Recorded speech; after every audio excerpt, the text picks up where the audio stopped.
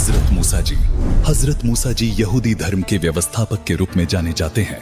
काल ब्रह्म ने उन्हें ज्ञान बताया, उसी आधार से उन्होंने अपने आप को सबसे ज्यादा इल्म वाला मान लिया।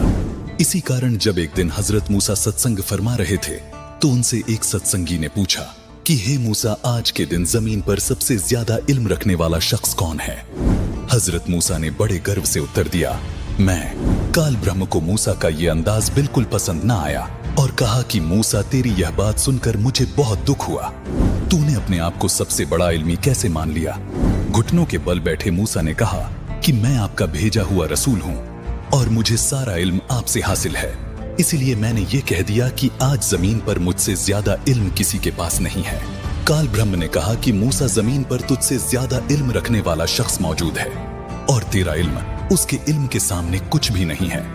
मूसा ने कहा कि हे अल्लाह, मैं उस शख्स से मिलना चाहता हूं ताकि मैं वो इल्म हासिल कर सकूं जो मेरे पास नहीं है। वो शख्स कहां रहता है और कैसे मिलेगा, ये बताने की मेहरबानी कीजिए। काल ब्रह्म ने मूसा जी को अल खिज्र के पास भेज दिया। उसके बाद मूसा अल खिज्र के पास पहुंचे। वह अपना परिचय दिया। कहा, मुझे अल्लाह ने आपसे इल्म सीखने के लिए भेजा है। आप मुझे वो नेक इल्म सिखा दें जो आपके पास है।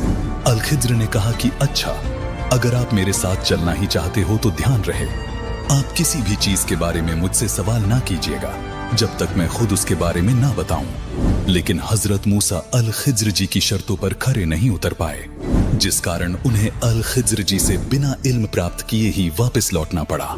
हजरत मूसा को मिलने वाले अल खिज्र कोई और नहीं बल्कि स्वयं कबीर परमात्मा ही थे।